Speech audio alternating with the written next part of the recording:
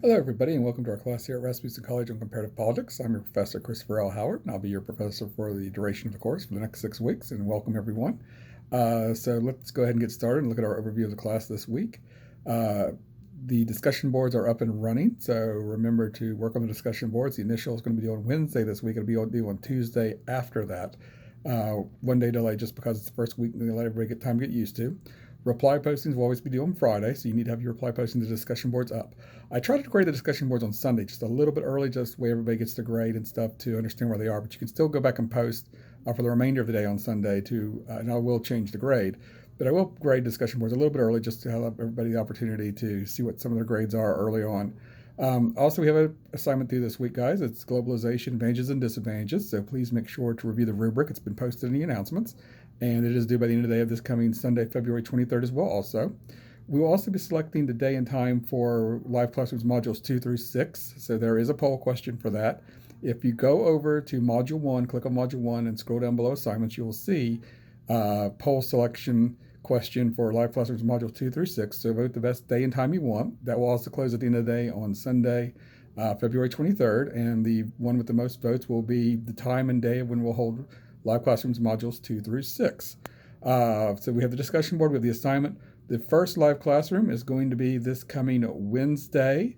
So reminder, guys, to look at that as well too. That we'll have it on Wednesday this week, and then after that we'll determine it based on what the vote comes out in our poll question.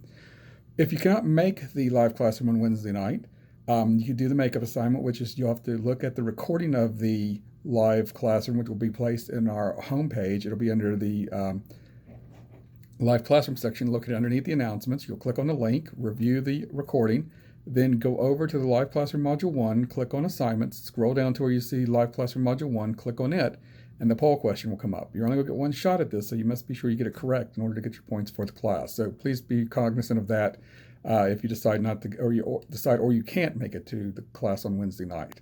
So a little bit of the overview of the class, guys, and what's going on this week in the class. So those are the kind of things that are going on.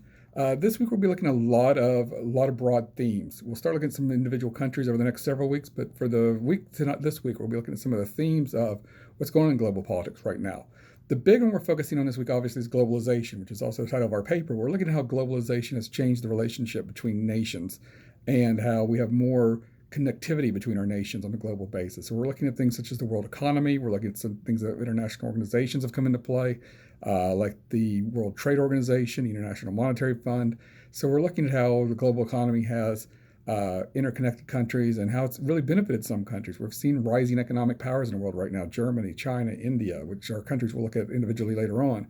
But these are nations that have really benefited from the global economy, have made a lot of money, and their global influence is increasing because of that. We'll also look at the United States and where our position is going to be in the global economy as well too. We'll look at the spread of ideologies such as democracy, because we saw the end of communism and the end of Cold War, which has given rise to this age of globalization. So we'll look at how democracy is existing in the modern world and how democracy has spread to some other nations of the globe as well also. We'll look at how some of the former communist countries are transitioning, Russia, all the various other parts of the former Soviet Union and Eastern Europe, and see how they are transitioning into a modern economic state, and if they're doing well and if they're not doing well. We'll examine issues in the global south, those nations below the equator, which are considered a large part to be third world nations, nations that are struggling economically, nations that don't have a lot of infrastructure, a lot of money coming in. So we're looking at why the global south struggles as compared to global north.